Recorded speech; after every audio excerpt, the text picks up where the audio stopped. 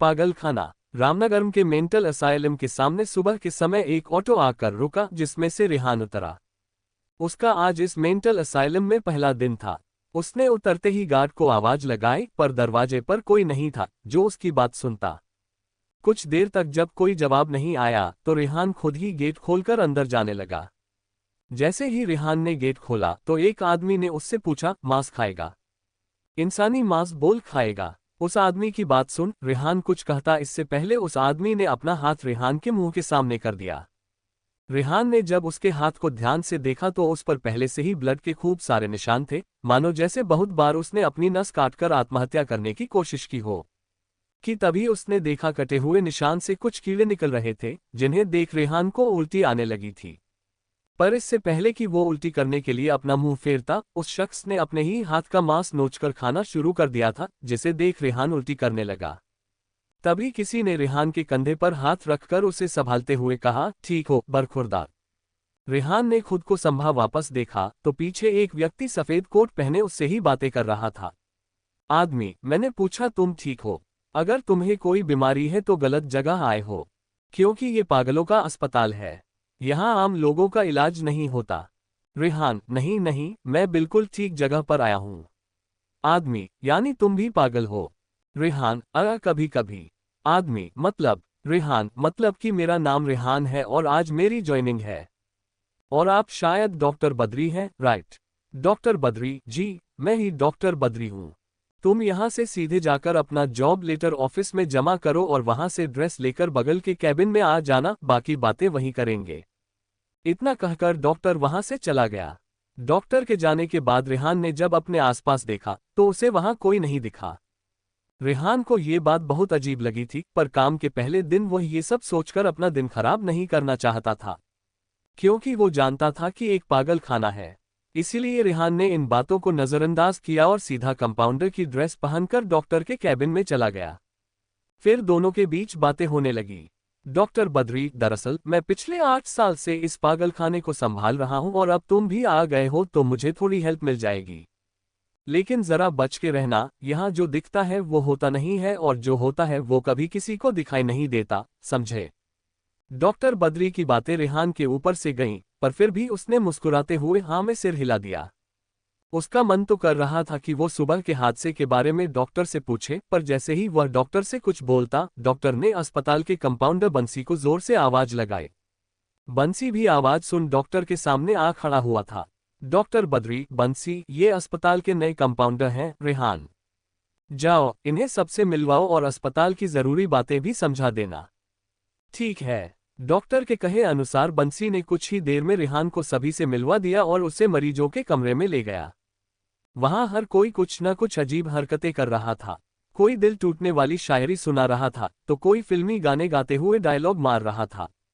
सभी मरीजों को दिखाते हुए बंसी ने रेहान से कहा, बंसी, तुम जितनी जल्दी ये सब आदत डाल लोगे उतना ही अच्छा तुम्हारे लिए होगा। और हाँ, पागलों के बीच रह के तुम भी पागल मत बन जाना। ऑलरेडी यहाँ जरूरत से ज्यादा पागल हो चुके हैं। कुछ देर बाद रेहान को पता चला कि उसकी नाइट ड्यूटी लगी है। दिन को आराम करने के बाद रेहान रात को मरीजों की देखरेख में जुट गया। जैसे ही रात के 12 बजे तो सभी का चेहरा डर से पीला पड़ने लगा। हल्ला करने वाले मरीज भी चुपचाप एक कोने में बैठ गए। ये सब देखकर रेहान को बड़ा अजीब लगा। उस रात नाइट ड्यूटी पर मौजूद डॉक्टर से रेहान ने पूछा, रेहान, आखिर ये सब क्या हो रहा है? सब लोग इतना डर क्यों रहे हैं? डॉक्टर, इस अस्पताल में रात के 12 बजे के बाद भूत घूमते हैं। वो सारे भूत इसी अस्पताल के पुराने मरीज हैं जिनकी इलाज के दौरान मौत हो गई थी। इसीलिए तुम संभल के रहना। पर रेहान को भूतों पर विश्वास बिल्कुल नहीं था। उसने डॉक्टर की बात को हंसी में टाल दिया और अपना काम करने लगा। उसी रात रेहान अकेले बाथरूम में जा रहा था। तभी उसे लगा कि कोई उसके पीछे है। मुड़कर देखने पर कोई नहीं दिखा। कुछ देर बाद उससे फिर ऐसा ही महसूस हुआ। रेहान ने सोचा कि भूत की बात उसके दिमाग में घूम रही है। वो इस बारे में कुछ ज्यादा ही सोच रहा है। इसी वजह से उसे अब वहम होने लगे हैं। फिर उसने शीशे पर खून से लिखा देखा, आज तुम पागल हो जाओगे। रेहान को लगा कि कोई उसके साथ मजाक कर रहा है, इसीलिए उसने इस बात पर गौर नहीं किया और पूरे पागलखाने का मुआयना करने चल पड़ा। जिस सेल से चीखने की आवाज आया करती थी, उन सभी सेल्स में मौत की शांति पसरी थी। सभी पागल सेल के कोने में डरे सहमे छिपे पड़े थे। जैसे ही रेहान को देखते तो और डर के दीवारों में सिमटने की कोशिश करते। रेहान भी सभी को देखते हुए उनके सामने से गुजर रहा था कि उसे दूर से एक सेल में खूब जोर जोर से हंसने की आवाज आ रही थी। रेहान जब उस सेल के पास पहुंचा तो देखा उस सेल में कोई था ही नहीं। तभी उसे डॉक्टर बद्री की बात याद आई। उन्होंने कहा था कि जो दिखता है वो होता नहीं और जो होता है वो दिखता नहीं। इसी बात को ध्यान में रख रेहान सेल के अंदर चला गया। पूरा सेल पहले ही अंधेरे की गिरफ्त में था। रेहान ने तुरंत ही अपने मोबाइल की फ्लैश जला दी और सेल की दीवारों को गौर से देखा तो उसके पैरों तले जमीन खिसक गई। किसी ने अपनी अंगुलियों, अपने हाथों को घिसकर दीवार पर बहुत कुछ लिख रखा था। मैं राक्षस हूं। मुझे खून चाहिए। मुझे इंसान का मांस खाना है। मैं पागल नहीं हूं, मुझे पागल बनाया गया है। और हर लाइन के आसपास चित्र भी बने हुए थे, जिसमें एक आदमी कभी खुद का पेट फाड़ रहा था तो कोई अपने ही हाथ का मांस नोचकर अपना ही खून पी रहा था। ऐसे बहुत से चित्र देख रेहान का मन विचलित हो गया था। उसे उल्टी आने लगी थी। पर रेहान के मुंह से अजीब अजीब किस्म के कीड़े निकल रहे थे और साथ में खून भी। पर रेहान ने किसी तरह खुद को कंट्रोल किया और वो सेल से बाहर निकलने को हुआ ही था। तभी उसे किसी के हंसने की आवाज सुनाई दी, जिसे सुन रेहान का रोम रोम कांप उठा था। क्योंकि वो पहले ही सेल का कोना कोना छान चुका था। तो जब सेल में कोई था ही नहीं तो फिर उसे हंसने की आवाज कैसे सुनाई दी। तभी उसे अपने सिर पर कुछ गीला गीला महसूस हुआ। उसने जब छूकर देखा तो वो किसी का खून था जो ऊपर से उसके सिर पर गिर रहा था। रेहान ने फ्लैश ऊपर करके सेल की छत को देखा तो उसके दिल की धड़कनें एक पल को रुक गई। बहुत सारे मांस के लोथड़े सेल की छत से लटके हुए थे और उन्हीं मांस के लोथड़ों के बीच दो आंखें रेहान को देख रही थीं। तभी मांस के लोथड़ों के साथ वो दो आंखें भी रेहान के ऊपर जा गिरीं, जिनके नीचे रेहान दब गया। जैसे ही रेहान चिल्लाने या मदद के लिए मुंह खोलता, एक मांस का लोथड़ा उसके पेट में चला जाता, जो उसके जिस्म को अंदर से काटता जा रहा था। रेहान जिस दर्द और तकलीफ से गुजर रहा था, वो हम और आप सोच भी नहीं सकते। वो जब भी मदद के लिए मुंह खोलता, मांस का लोथड़ा अपने आप ही उसके पेट में चला जाता। ऐसे करते करते सारे मांस के लोथड़े खत्म हो गए और रेहान वहीं जमीन पर किसी मुर्दे की तरह पड़ा रहा। इधर सिक्योरिटी गार्ड कंट्रोल रूम में बैठा झपकियां ले रहा था कि अचानक पागलखाने का अलार्म सिस्टम बज उठा। गार्ड ने जब सीसीटीवी में देखा तो पाया कि सारे पागलों के सेल खुले हुए थे और सब अपनी जान बचाने के लिए एक दूसरे को कुचलते हुए इधर उधर भाग रहे थे।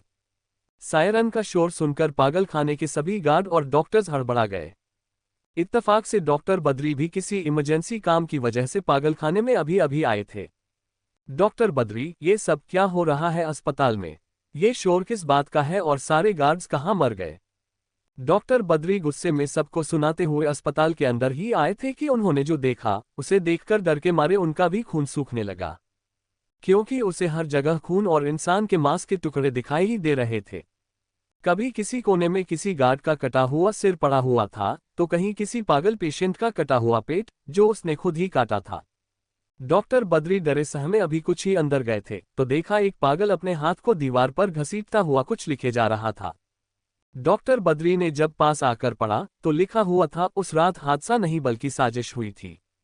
डॉक्टर बद्री ने जैसे ही ये पढ़ा उन्हें सदमा सा लगा। पर इससे पहले कि वो खुद को संभाल पाते, वो पागल जो अपने को घसीटते हुए दीवार पर लिख रहा था, वो कोई और नहीं बल्कि रेहान था, जिसका चेहरा बहुत जगह से कट चुका था और उसके अंदर से कीड़े निकल रहे थे। और तो और रेहान की एक आंख भी फूटकर चेहरे पर लटकी हुई थी, जो उसे और भी खूंखार और भयानक बना रहा था। रेहान, बोल, उस रात जो हुआ वो महज एक हादसा नहीं था, बल्कि सोची समझी तेरी एक साजिश थी। बोल। रेहान डॉक्टर बद्री से कहता हुआ उसके खून का प्यासा बना उसकी तरफ बढ़े जा रहा था। डॉक्टर बद्री, रेहान, तुम्हें क्या हो गया है? होश में आओ। क्या तुम पागल हो गए हो? डॉक्टर बद्री रेहान से कहता हुआ पीछे हटता जा रहा था। रेहान चीखते हुए, मैं रेहान नहीं, मैं वेद बोल रहा हूं। वेद का नाम सुनते ही डॉक्टर बद्री धड़ाम से नीचे जा गिरा और अपनी एड़ियां रगड़ते हुए पीछे हटने लगा। पर डॉक्टर बद्री के गिरने पर रेहान ने उसका पैर पकड़ लिया और एक एक कर उसकी उंगलियां खाने लगा। डॉक्टर बद्री ने अपने दूसरे पैर से रेहान को दूर करने की कोशिश की, लेकिन जैसे ही बद्री ने रेहान को मारना चाहा, उसने डॉक्टर बद्री के पैर में ऑपरेशन की कैंची घुसा दी, जिससे अब डॉक्टर बद्री दोनों पैरों से चलने में असमर्थ हो गया था। लेकिन रेहान ने बद्री को ना छोड़ने की कसम खा ली थी। वह उसके पैरों का मांस नोचता हुआ अब उसकी जांघों तक आ पहुंचा था। अब डॉक्टर बद्री को अपनी मौत साफ साफ दिखाई दे रही थी और उसे इस बात का भी यकीन हो गया था कि रेहान इस वक्त रेहान नहीं बल्कि वेद है। तो उसने भी गिड़गिड़ाते हुए रेहान के अंदर छिपे वेद से कहा, डॉक्टर बद्री मुझे माफ कर दे भाई, मैं बदले की आग में जल रहा था, पर तूने भी तो मेरी। रेहान मैंने भी तो क्या, बोल। डॉक्टर बद्री तू भी तो मेरी पीठ पीछे मेरी पत्नी के साथ रंगरेलियां मनाता था, तो फिर तू ही बता मैं तुझे कैसे छोड़ देता। मैं भी तो इंसान हूं, मुझे भी तो तकलीफ होती है। और माँ पापा के जाने के बाद मैंने तेरी परवरिश की और तुझे अपने साथ इसी अस्पताल में रखा ताकि तू प्रैक्टिस कर सके और एक काबिल और बड़ा डॉक्टर बने, पर तूने मेरे साथ विश्वासघात किया वेद। रेहान मैंने कोई विश्वासघात नहीं किया था भाई, भाभी कभी आपसे प्यार ही नहीं करती थी। उन्होंने तो आपके पैसे और रुतबे के लिए आपको अपनाया था। बची कुची चंद खुशियां थी बेचारी की, जो कहीं से भी नहीं मिली, तो वो मेरे पास आई और मैं मना नहीं कर पाया। लेकिन जब आपको मेरे और भाभी के अफेयर के बारे में पता चला तो आपने मौका देखकर मेरे खिलाफ साजिश की।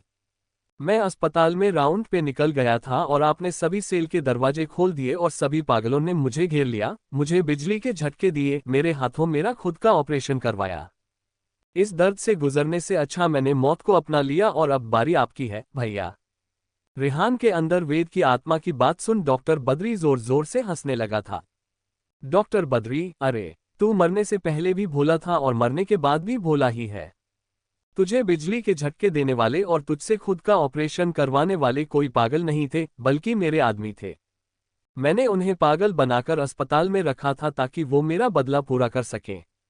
आज शायद मैं जिंदा ना रहूं, लेकिन तुझे ठिकाने लगाने के बाद मैंने तेरी भाभी को भी तिल तिल कर मारना शुरू कर दिया। मैंने उसे ऐसी दवाइयां दी जिससे उसका मानसिक संतुलन हिल गया और वो पगला गई। उसे शरीर की भूख थी ना, तो उसके पागल होने पर मैंने पहले उससे अपना पेट भरा, फिर दिल्ली के एक रेड लाइट एरिया में बेच आया, जहां हर दिन उसकी भूख मिटाने हजारों लोग बोली लगाते हैं और उससे। इसके पहले कि डॉक्टर बद्री अपनी बात पूरी कर पाता, रेहान ने डॉक्टर बद्री की गर्दन पकड़ी और उसकी सांस की नली उखाड़ उसे मौत के घाट उतार दिया और फिर पागलों की तरह उसके खून को अपने चेहरे पर लगाकर जोर जोर से रोने लगा। उसके रोने की आवाज से पूरा पागलखाना दहल उठा था। इस हादसे के बाद रेहान कभी उबर नहीं पाया। वो आज भी उसी पागलखाने में कैद एक पागल की जिंदगी जी रहा है। हालांकि उसे डॉक्टर बद्री और वेद की कहानी पता है, लेकिन उस पर अभी खूनी पागल होने का ठप्पा लग चुका है, जिससे उसकी बात पर कोई यकीन नहीं करता। दोस्तों, आशा है आपको ये पागलखाना पसंद आई होगी। आप इसे लाइक करें और अपने फ्रेंड्स के साथ शेयर भी करें। मजेदार हिंदी स्टोरीज के लिए हमें सब्सक्राइब करें प्लीज। थैंक्स।